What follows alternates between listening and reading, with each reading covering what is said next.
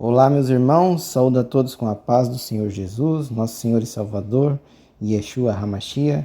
Que a paz e a bondade habite no coração dos irmãos e que Deus traga entendimento por meio de Cristo em vossos corações. Amém? Hoje nós vamos continuar estudando a palavra de Deus em Gênesis capítulo 6. Essa passagem é uma daquelas que, ao meu ver, ela não é tão difícil de entender, né? Hoje, logicamente, é muito mais fácil, mas quando eu li a primeira vez, eu não vi tanta dificuldade. Mas existem várias distorções, né? Tentando fazer parecer que aquilo que está escrito não é exatamente a interpretação que muitos conhecem, né? Mas nós vamos ver aqui que a interpretação de Gênesis 6 está coerente com o que está escrito, é o que está escrito ali. Em muitas versões traduzidas, mantém o significado real sobre a queda dos anjos, amém? Irmãos, antes de mais nada, eu quero pedir que você que não é inscrito no canal, que se inscreva, curte, comente, compartilhe, para ajudar que essa mensagem chegue a mais irmãos, amém? Bom, Gênesis 6 vai falar sobre a queda dos anjos, tá? E o próprio livro de Judas também vai trazer clareza sobre essa questão.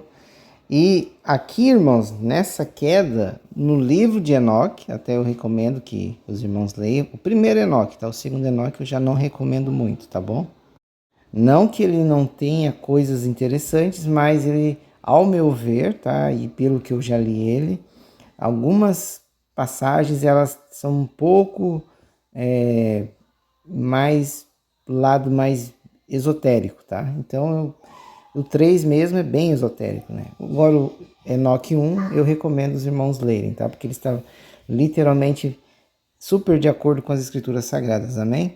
E no livro de Enoque, no Enoque 1, ele fala justamente dessa queda dos anjos, tá?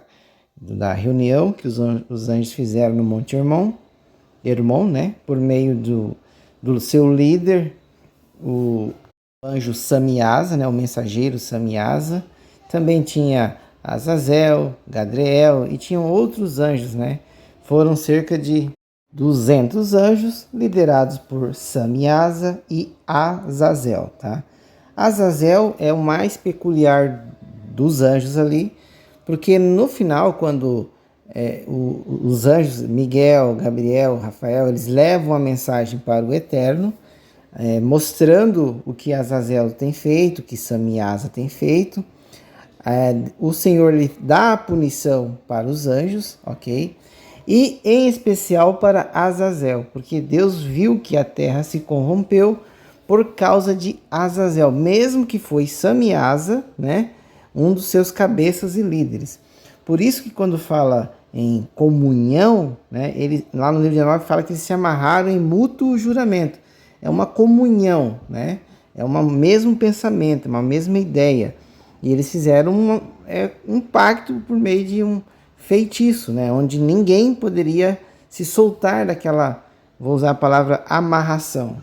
Então o livro de Enoque ele expande mais o entendimento acerca do que houve antes do dilúvio, facilitando a interpretação e o aprendizado. E ele fala, né? O Senhor fala que, salvo engano, é Rafael para amarrar mãos e pés de Azazel e prender ele no deserto de Dudael. E depois a gente vai ver no livro de Levítico, né, do bode expiatório que vai para Azazel, né? E para o anjo Samiasa, Deus manda que Miguel, com seus anjos, lute, né, e confronte Samiasa. Então ali acontece aquela batalha, houve batalha no céu, Miguel e seus anjos, né, derrotaram contra o grande dragão, a antiga serpente. Por quê? Todo esse grupo de anjos fazem parte dessa ritualística, né? Desse pacto que eles fizeram, tornando-se um só, né? Então o grande dragão foi o que convenceu todos esses anjos a serem um só, a mesma ideia, o mesmo espírito, o mesmo desejo, que é um desejo carnal de deixar a sua semente na terra. E essa semente é conhecida como Nefilins, ou caídos, né? Então, antes de a gente continuar, gostaria de fazer uma oração e a irmã Larissa vai fazer a leitura e depois eu vou trazer a explicação. Amado Deus, soberano Pai, louvado e exaltado, Senhor, é o teu santo nome, nos céus e na terra, bendito és tu, Senhor, nosso Deus, nosso Criador, que trouxe para nós, por meio de Cristo, o seu Filho unigênito, o entendimento da tua palavra. E hoje, por meio do sacrifício de Cristo, ele habita em nossos corações e ele nos traz entendimento da palavra de Deus. Pedimos a Ti, Senhor, que o Senhor nos traga clareza, que o Senhor abra os nossos corações para conhecer profundamente a Tua palavra. Abençoe, Senhor, a cada um dos irmãos que estão ouvindo essa passagem, que estão aprendendo estes estudos, esteja com eles, guardando e protegendo e livrando-os de todo o mal. Em nome de Jesus te agradecemos, Senhor. Amém. Então, eu vou pedir que a irmã Larissa faça a leitura e depois eu venho na sequência trazendo a explicação. Amém? Gênesis capítulo 6. Quando as pessoas começaram a se multiplicar sobre a face da terra e tiveram filhas, os filhos de Deus viram que as filhas dos homens eram bonitas e tomaram para si mulheres, aquelas que entre todas mais lhes agradaram. Então o Senhor disse: O meu espírito não agirá para sempre no ser humano, pois este é carnal e os seus dias serão 120 anos. Naquele tempo havia gigantes na terra, e também depois, quando os filhos de Deus possuíram as filhas dos homens, as quais lhes deram filhos. Estes foram valentes, homens de renome na antiguidade. O Senhor viu que a maldade das pessoas havia se multiplicado na terra e que todo o desígnio do coração delas era continuamente mau. Então o Senhor ficou triste por haver feito o ser humano na terra, e isso lhe pesou no coração. O Senhor disse: Farei desaparecer da face da terra o ser humano que criei. Destruirei não apenas as pessoas, mas também os animais, os seres que rastejam e as aves dos céus, porque estou triste por havê-los feito. Porém, Noé encontrou favor aos olhos do Senhor. São estas as gerações de Noé. Noé era homem justo e íntegro entre os seus contemporâneos. Noé andava com Deus. Gerou 3 filhos, Sem, Cã e Jafé. A terra estava corrompida à vista de Deus e cheia de violência. Deus olhou para a terra e eis que estava corrompida, porque todos os seres vivos haviam corrompido seu caminho na terra. Então Deus disse a Noé: Resolvi acabar com todos os seres vivos, com todos os seres humanos, porque a terra está cheia de violência por causa deles. Eis que os destruirei juntamente com a terra. Faça uma arca de tábuas de cipreste. Nela você fará compartimentos e a revestirá com betume por dentro e por fora. Deste modo você a fará. Seu comprimento será de 130 metros, a largura de 22 e a altura de 13. Faça uma cobertura, deixando entre ela e a arca uma abertura de meio metro. Coloque uma porta lateral e faça 3 andares, um embaixo, um segundo e um terceiro, porque vou trazer um dilúvio de águas sobre a terra para destruir todo ser em que há fôlego de vida debaixo dos céus. Tudo que há na terra será destruído, mas com você estabelecerei a minha aliança. E você entrará na arca, você e os seus filhos, a sua mulher e as mulheres dos seus filhos. De todos os seres vivos, você fará entrar na arca 2 de cada espécie, macho e fêmea, para conservá-los vivos com você, das aves segundo as suas espécies, do gado segundo as suas espécies, de todo animal que rasteja sobre a terra, segundo as suas espécies, 2 de cada espécie virão a você, para que sejam conservados vivos. Leve com você todo tipo de comida e armazene-a com você. Isso será para alimento a você e a eles. Foi o que Noé fez, conforme tudo que Deus lhe havia ordenado, assim ele fez. Perfeito, glórias a Deus. Então, irmãos, nós vamos destrinchar aqui o Gênesis 6, como eu disse. É um capítulo que os teólogos atuais, muitos deles, inclusive teólogos judeus, né, eles tentam desassociar os filhos de Deus, os mensageiros, dizendo, em muitas interpretações, que esses filhos de Deus, na verdade, eram os filhos de Adão, né, que se corromperam com as filhas de Caim. Mas não faz sentido algum isso, porque ali está sendo muito claro, está falando dos filhos de Deus com as filhas dos homens. Está muito claro que há uma separação em termos de linhagens ali. E tem sim pastores e líderes cristãos que entendem sim que eram gigantes, né, Filim? Mas eles, quando se trata de Gênesis 6, eles tentam desassociar, dizer que lá era impossível. Mas no Gênesis 6 é possível, porém no Éden é impossível. Eu creio que o Gênesis 6 é uma consequência do que já havia acontecido, né?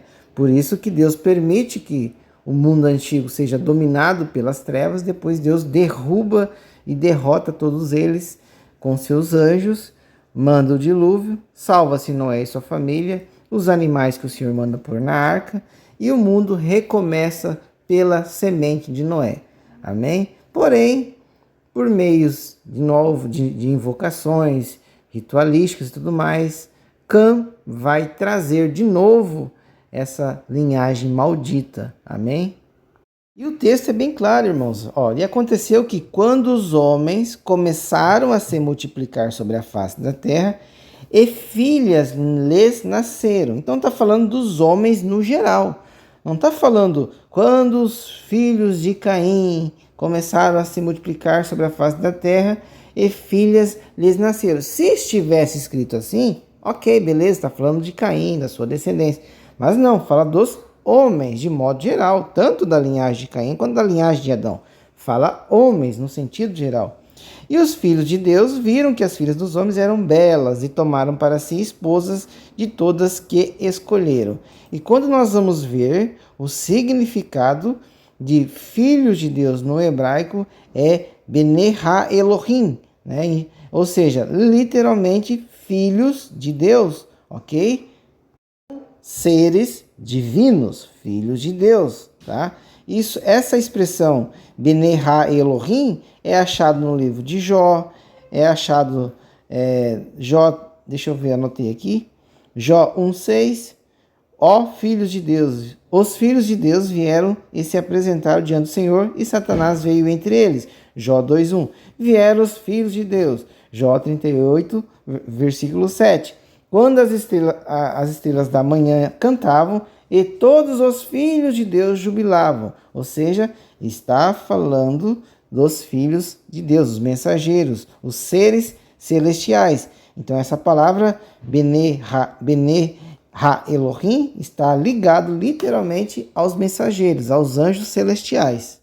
Porque quando é usada a expressão filho dos homens, é usado Ben Adam, não Bnei Ha-Elohim, tá? Desculpa o meu hebraico aí, tá, irmãos? Eu tô me esforçando aqui também.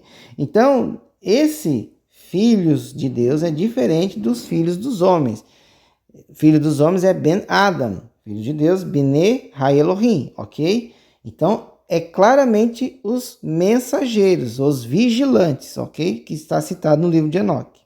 Qual foi a consequência dessa mistura genética, mistura de outra carne? Nós vamos ver que o próprio Judas vai falar isso do pessoal de Sodoma e Gomorra. E o Senhor Deus disse, né? Meu espírito não contenderá sempre com o homem, pois ele também é carne. porém seus dias serão 120 anos, tá? Não vou entrar em detalhes sobre essa questão de 120 anos, também envolve 120 jubileus, enfim. Mas, basicamente, além de ser literal no sentido que os homens hoje em dia não passam dos 120 anos, ali também está ligado a um tempo determinado pelo Senhor, que, vamos dizer assim, que está próximo de acontecer, amém? E haviam gigantes na terra naqueles dias, também depois disso, aí repete novamente, os Bnei Ha-Elohim, os filhos de Deus, entraram, o que é entraram? Conheceram, tomaram para si, tiveram relações sexuais, entraram as mulheres, tá? Essa palavra entraram é ter relações sexuais. Entraram as filhas dos homens, e elas lhe geraram filhos. Estes se tornaram homens poderosos que eram na antiguidade, homens de renome, né? Homens famosos, homens de fama, homens poderosos, os heróis da época, né? Os governantes da época. E essa palavra gigante, ela é Nefilim. Essa palavra Nefilim, ela é literalmente caídos, né? Os que caíram, ou que fazem cair, os que fazem as pessoas tropeçarem, né?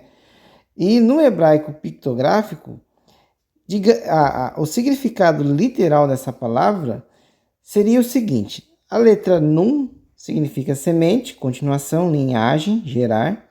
P significa boca, declaração, sopro, comando. E Lamed, cajado, autoridade, governo, liderança. Em uma leitura literal seria mais ou menos assim: uma linhagem Nun, né, que pela boca, comando, Per, exerce autoridade, poder, Lamed, para baixo, ou seja, uma descendência que derruba, subjuga e faz cair. Quem é que hoje em dia faz a humanidade tropeçar? Nós conhecemos como demônios, possessões. Quem que são esses demônios? São os espíritos desses caídos que perderam seus corpos no dilúvio, perderam suas vidas por causa dos anjos que Deus enviou para guerrear contra eles, que Deus mandou matar os filhos de Samiás, os filhos de Azazel, era para eliminar da face da terra. E eles não poderiam voltar para Deus, como diz lá no livro de Eclesiastes, e o pó volte à terra, e o espírito volte a Deus que o deu, porque não foi o Senhor que gerou aqueles espíritos.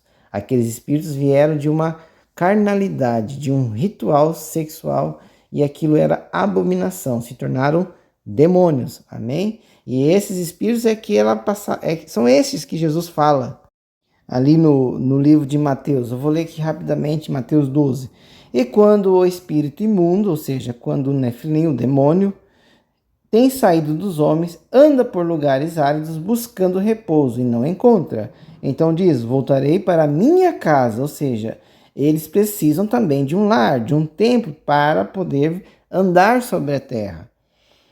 De onde saí, e voltando, acha a desocupada, varrida e adornada, ou seja, é um corpo que foi perdoado os pecados, foi limpo, foi cuidado, e agora este corpo, a pessoa não está vigiando, a pessoa não está buscando ao Senhor, a pessoa não está firme nos caminhos e volta a cometer pecados.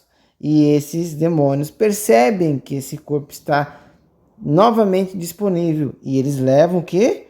Então leva consigo outros 7 espíritos piores do que ele, e entrando habitam ali, e são os últimos atos deste homem piores do que os primeiros. Assim acontecerá também essa geração má, ou seja, uma pessoa que é limpa dos pecados e volta a cometer os pecados que o Senhor abomina, essas pessoas recebem demônios muito piores do que foram tirados do corpo dela. Eu organizei aqui, irmãos, por etapas aqui, só para a gente entender essa questão ali do Gênesis 6, a partir do livro de Enoque. Vigilantes, que são sentinelas, eles desceram no Monte Hermon, fizeram um pacto, aquilo que eu comentei anteriormente, uma aliança, uma comunhão entre eles, um pacto selado, irreversível. Eles tomaram mulheres, eles ensinaram magia, feitiçaria, coisas proibidas, e geraram gigantes, Nefilim, homens violentos, filhos dos anjos caídos. E também depois, os anjos que permaneceram fiéis, como Miguel, Rafael, Gabriel, Sariel, eles olham para a terra, vê o que está acontecendo e eles levam isso para o Senhor. Eles falam que a terra está destruída pela injustiça, que os nefilim devoraram os homens, devoram, no caso, devoravam. Os vigilantes ensinaram segredos proibidos, o sangue da terra está clamando até os portões dos céus. Ou seja, é um paralelo com Gênesis 6,5, onde e Deus viu que a maldade do homem era grande na terra e que toda a imaginação dos pensamentos do seu coração era apenas vil continuamente. E arrependeu-se o Senhor de haver feito o homem na terra, e isso o afligia em seu coração. E o Senhor Deus disse: eu destruirei o homem a quem criei da face da terra, tanto o homem quanto o animal, e a coisa rastejante, e as aves do céu, pois me arrependi de havê-los feito. Ele se arrependeu, E o Senhor, não é um arrepender que Deus, fez algo que não era o que ele queria, Não tinha certeza do que fez, se arrependeu. Essa palavra se arrepender é entristeceu, sabe? É uma tristeza. É como tu vê uma pessoa que tu quer ajudar, a pessoa não se ajuda, você se entristece. Mas não é que você se arrepende de ajudar a pessoa. Você se entristece porque tu sabe que a pessoa vai ser destruída e aquilo te deixa triste. Não que você, me arrependi de não ter feito tal coisa com a pessoa, me arrependi de não ter avisado mais e tudo mais. Não, você fez todo o possível, você falou a verdade, você pregou para ela, mas ela escolheu o caminho da perdição e você fica entristecido. Então não é que Deus se arrependeu e Deus ficou triste no sentido que Deus, o que eu fui fazer? Por que eu fiz o homem? Não, Deus fica entristecido, tá? Então o correto é entristeceu-se o Senhor. Essa palavra seria o correto. Pois eu estou entristecido de havê-los feito. Então é uma tristeza, uma dor. É um pai que está vendo um filho indo para o mau caminho e sente aquela dor no coração. Então o livro de Enoque 10 está em paralelo com Gênesis 6. Aí Deus manda Rafael. Qual que é o papel de Rafael? É de punir Azazel, que é o líder dos ensinamentos proibidos. É o mesmo que ensinou coisas proibidas para Adão e Eva. Logicamente tem vários nomes, Azazel, às vezes é chamado de Gadriel, às vezes é chamado de Mael, enfim. Mas vamos pelos nomes que estão aqui descritos, amém?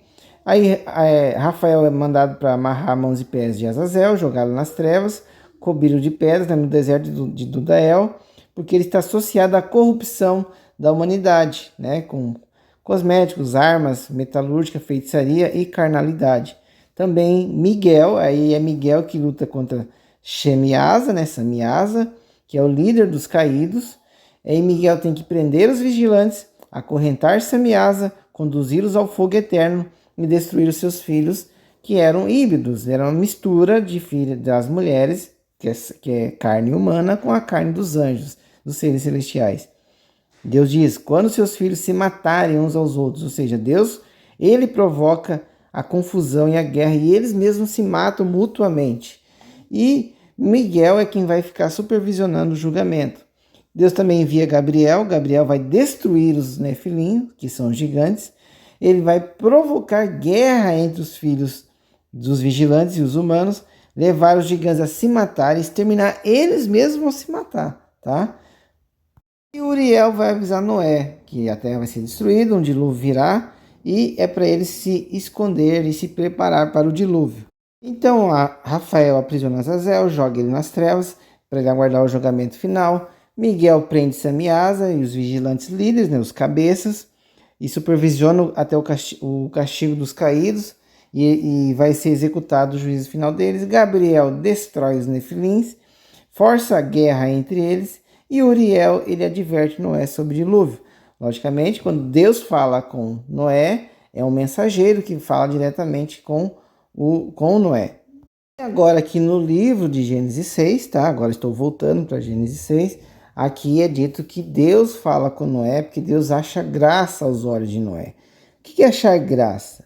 Achar graça é que Deus viu benevolência, olhou para Noé, o seu coração, viu que ele era íntegro, que ele não seguiu o caminho do restante da humanidade, que ele seguiu os ensinamentos de Enoque, os ensinamentos de Matusalém, os ensinamentos do caminho que é o correto que era. Então Deus viu que Noé não estava com o coração voltado para a maldade que a humanidade estava. Então, através de Noé, Deus encontra a graça, a misericórdia e vai, através de Noé,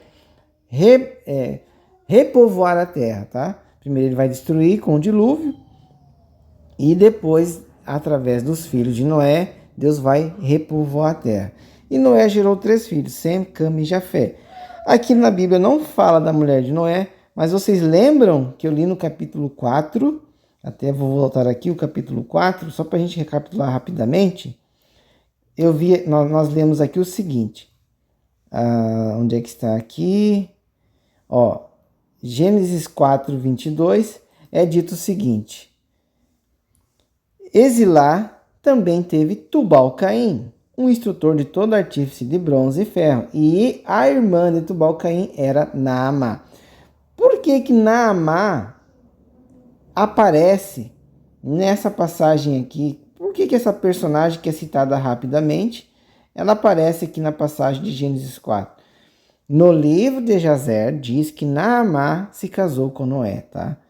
Não tem como dizer, porque a Bíblia em si não dá detalhes da vida de Noé, quem era a esposa de Noé, mas no livro de Jazer fala. E é interessante isso, porque se você analisar, né, digamos que Naamá fosse uma pessoa que não era tão corrupta e maligna quanto as outras linhagens, até porque de Caim até chegar em Naamá foram praticamente quase 2.000, mais de 1.000 e poucos, quase 2.000 anos, né, até o tempo do dilúvio. Então muita coisa mudou, apesar que o espiritual de Naamá, né, talvez um dia se corrompesse. E faz sentido quando nós formos ler em Gênesis 9 o que Cã vai fazer, né? O que Cã fez com a nudez de Noé. E quando se fala em nudez do homem, está falando da própria mulher. A mulher é a nudez do homem e o homem é a nudez da mulher. Então isso nós vamos ver mais à frente. Aí você começa a entender que faz sentido Naamá ser a mulher de Noé, devido depois à gravidade do que acontece com Cã e por que Canaã é amaldiçoado, e depois, através de Canaã, vem os cananeus, vem a terra dos gigantes de novo. Porque o que a Bíblia diz?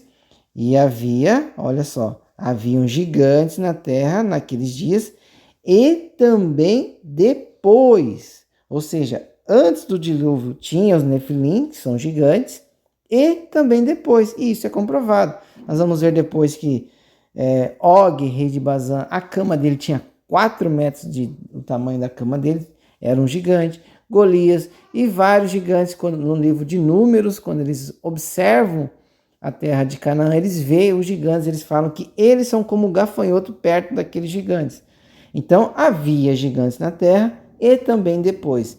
Eram pessoas perversas, consequência da genética feita dos anjos com as mulheres, porque a intenção desses anjos caídos eram ser os governantes da terra, assim como o primeiro governante que induziu todos os anjos a caírem, quis tomar o governo de Adão. Por isso que ele diz para Cristo que tudo foi me entregue, eu dou a quem eu quero. Ou seja, Adão perdeu a autoridade e o anjo caído depois governava por meio de Caim e depois através da sua linhagem. Amém? Também no verso 11, que a terra estava corrompida diante de Deus e a terra estava cheia de violência. Deus olhou para a terra e eis que estava corrompida, pois toda a carne havia corrompido seu caminho sobre a face da terra. Toda a carne se corrompeu, dos animais, dos pássaros, de todos. Toda a carne se corrompeu. E o que Deus fez? Deus observou quais animais poderiam ser salvos, depois a gente vai ver a lista, e também poucos se salvaram, ou seja, 8 pessoas se salvaram na arca que Noé construiu a mando de Deus. Aí Deus anuncia a Noé que toda a carne chegou, né, que o fim de toda a carne chegou diante dele, pois a terra estava cheia de violência por meio deles, e eis que Deus iria destruir a terra. Por isso que vai ser dito que pela fé Enoque, sabendo, né, antecipado das coisas que viriam a acontecer. Mesmo que ele não viu, visualizou, ele creu, porque quando Deus fala isso, Noé, ele crê naquilo ali, né? Deus está falando com ele. Às vezes Deus fala com a gente fica pensando, oh, será que isso é coisa da minha cabeça? Então imagina Noé naquela época, e vem uma mensagem para ele, né? A gente não sabe se foi em sonho, se foi em pensamento, não se sabe como que chegou essa mensagem até Noé, provavelmente por ter sido um sonho, uma visão, e Noé, né? Ou se isso é coisa da minha cabeça, Deus está falando comigo, bom, eu vou fazer, eu recebi essa mensagem, e ele creu, por isso que ele era o pregador da notícia, como Pedro vai falar, né, que Deus não poupou o mundo antigo, mas protegeu Noé, que pregava, né, que proclamava a justiça, ou seja, Noé foi responsável por pregar nos últimos tempos antes do dilúvio acontecer. E se os irmãos analisarem, o mundo também está se enchendo de violência, o mundo está ficando cada vez mais voltado para as questões materiais, questões da carnalidade, se afastando cada vez mais do caminho do Senhor, e não vai demorar muitos anos para que Deus também coloque um fim em toda a situação. Por isso que já está profetizado no livro de Apocalipse o que vai acontecer. As pessoas vão ser marcadas pelo inimigo e vão se curvar ao mundo da besta, ao mundo da tecnologia, da edição genética, que já está acontecendo, já existem muitas coisas geneticamente modificadas, mesmo a corrupção genética que houve no passado, porque quando se fala que se corrompeu, né, é que nem você corromper, adulterar, corromper a gasolina, que eu citei como exemplo aquele dia. Deus instrui Noé para fazer uma arca de madeira, de gofer, né, e ele fala dos compartimentos da arca, e falar que tem que colocar betume, né, por dentro e por fora. Depois ele diz que o comprimento da arca deve ser de 300 côvados, a sua largura 50 côvados e a sua altura de 30 côvados. A arca, irmãos, muita gente pensa o seguinte, como que todos os animais couberam na arca? Aí existem várias teorias. Muitas coisas foram colocadas de forma genética, depois foram cultivadas, enfim. E se você for analisar, faz sentido, né? Como é que coube todos os animais numa arca desse tamanho, né? De apenas 300 côvados, ou seja, daria mais ou menos uns 150 metros.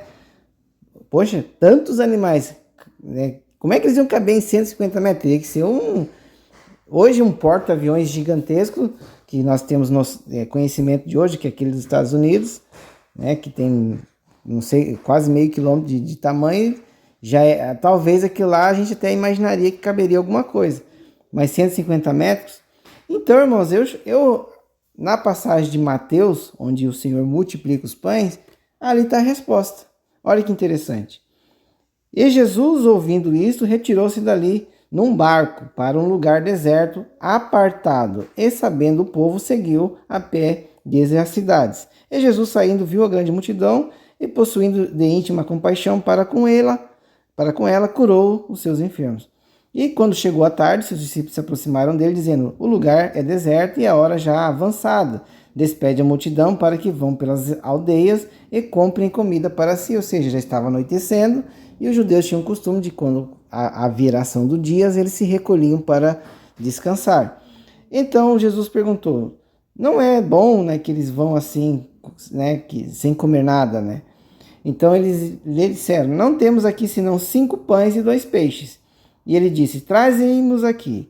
E tendo mandado que a multidão se assentasse sobre a erva, tomou os 5 pães e os seus peixes, e os 2 peixes, 5 pães e 2 peixes, ergueu os olhos ao céu, os abençoou, partindo os pães, deu aos discípulos, e os discípulos à multidão. E comeram todos, e saciaram-se, e levantaram dos pedaços que sobraram, 12 cestos cheios. E os que comeram foram quase 5.000 homens, além das mulheres e crianças. Olha, irmãos, se Deus, né, por meio de Cristo, multiplicou 5 pães e 2 peixes, tá? Fez aquilo se multiplicar, que devia sair pão e peixe do cesto, que não acabava mais, facilmente Deus colocaria todos os animais dentro da arca, tá? Então, se Deus multiplicou pães e foi tirando de 2 pães de 5 pães e 2 peixes, Deus alimentou 5.000 pessoas, o que seria para Deus colocar vários animais na arca, né, irmão? Então, Deus pode fazer coisas incríveis, então não precisa a gente ficar tentando achar a resposta, foi genético, levou a semente, não sei o que. Não, Deus faz os milagres dele e não tem como negar a sua grandeza, amém? Pois Deus dá detalhe da janela, né, de um côvado, ou seja, 40 centímetros, 45 centímetros mais ou menos, e acabará em cima, e a porta da arca colocarás em sua lateral, e lhes fará como andares inferior, um segundo e um terceiro, né, dividindo os compartimentos da arca. E eis que eu mesmo trago um dilúvio de água sobre a terra, para destruir toda a carne que há sopro de vida debaixo do céu, e toda coisa que está na terra morrerá. Amém? Mas contigo eu estabelecerei o meu pacto, e tu entrarás na arca, tu e teus filhos e tua mulher, e as mulheres de teus filhos. Ou seja, tinham as mulheres dos filhos de Noé, que também faziam parte, né, da nova geração que viria de descendentes na terra. E de toda coisa vivente, de toda a carne, 2 de cada espécie tu trarás para dentro da arca, para guardá-los, vivos contigo. Eles serão macho e fêmea, de aves segundo a sua espécie, de gado segundo a sua espécie, de toda coisa rastejante da terra segundo a sua espécie. 2 de cada espécie virão a ti para guardá-los vivos. E tomarás para ti de todo alimento que se come, e os ajuntará a ti, e será por alimento para ti e para eles, né? Ou seja, antes do dilúvio, ainda se alimentavam de ervas, de frutos, de coisas do campo, né? De árvores frutíferas e tudo mais. Não havia a autorização para comer carne. Nós vamos ver isso somente lá em Gênesis 9. Assim fez Noé segundo tudo que Deus lhe ordenou, assim ele fez. Amém? Então, o Gênesis 6, ele foi a queda dos anjos, tá? Foi a mistura genética dos anjos celestiais com as mulheres da terra, corrupção genética, corrupção carnal, corrupção sexual, ensinamento de feitiço, tecnologia, feitiçaria, misticismo, conhecimentos proibidos que ao homem não é lícito falar, né? Como disse o apóstolo Paulo, né? Que ele viu coisas incríveis, indizíveis no paraíso, que ao homem não era lícito falar, né? Então, os vigilantes resolveram contar coisas e segredos dos céus para os homens e corromper os seus corações. Foi isso que derrubou Adão também, tá? Então, irmãos, Gênesis 6 é basicamente isso. Como eu disse, é uma forma mais reduzida a explicação, mas que os irmãos vão conseguir compreender perfeitamente, amém? Então, amanhã nós vamos estudar Gênesis 7 e depois, irmãos, eu vou fazer uma recapitulação, tá? Nós vamos recapitular de Gênesis 1 até o Gênesis 7 para entendermos, para a gente fazer uma linha do tempo ali e recapitular, igual na matéria quando nós estudávamos, né? Fazia todo o estudo e depois tinha a revisão para a gente relembrar o que nós aprendemos, amém? Então que os irmãos fiquem na paz do Senhor Jesus, que o Senhor abençoe a todos, que o Senhor tenha compaixão, misericórdia, benignidade e benevolência para a vida dos irmãos e para todos nós, né, irmão? Que Deus nos abençoe e nos guarde em nome de Jesus. Amém.